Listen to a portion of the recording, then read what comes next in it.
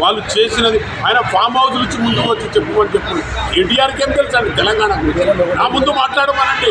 మా సీఎం గారు కాదు, మా ముందు వచ్చి మాట్లాడమనండి కేటీఆర్ గారికి. వారికి ఏం తెలుసు? మేము ఇస్తున్నాం ఇవాళ బోనస్, ఇవాళ రైతులకు కలకలలాడుతున్నారు. ఇవాళ మెస్ ఛార్జెస్ పిల్లలందరూ కూడా హాస్టల్లో ఉన్న పిల్లలందరూ కూడా హ్యాపీగా ఉన్నారు.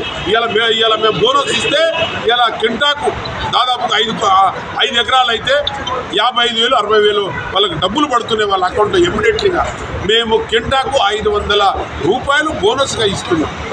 కాబట్టి రైతులందరూ హ్యాపీగా ఉన్నారు. మళ్ళీ 10 కిలోలు అంతకుముందు వాళ్ళు కటింగ్ పెట్టేవాళ్ళు, ఆ 10 కిలోలు కూడా మేము ఇవాళ కటింగ్ పెట్టడం లేదు.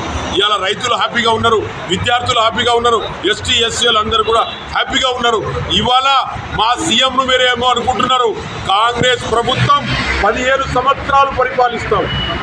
కాంగ్రెస్ ప్రభుత్వం 15 సంవత్సరాలు మేము తప్పకుండా పరిపాలిస్తాం. ఇవాళ చెప్తున్నా కేటీఆర్కు మా సీఎం గారు రేవంత్ రెడ్డి ఎక్కర్లేదు, నేను ఒక్కరి చాలా నాతో మాట్లాడము.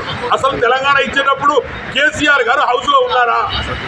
తెలంగాణ ఎంపీలు కొట్లాడితే తెలంగాణ వచ్చింది, సోనియా గాంధీ ఇస్తే తెలంగాణ వచ్చింది. కేటీఆర్ రాహుల్ గాంధీకి ఒక చిట్టి రాయడం వల్ల ఎఫెక్ట్ ఏం లేదు. రాహుల్ గాంధీ మమ్మల్ని అడుగుతాడు, మా విచారణ తీసుకుంటాడు.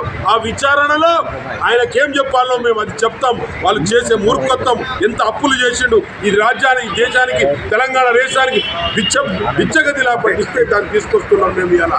వారి కేటీఆర్కు ఖబర్దార్ కేటీఆర్, నువ్వు ఇంకోసారి మా విషయం నీకు ఎప్పుడైనా మేము అడిగినామా?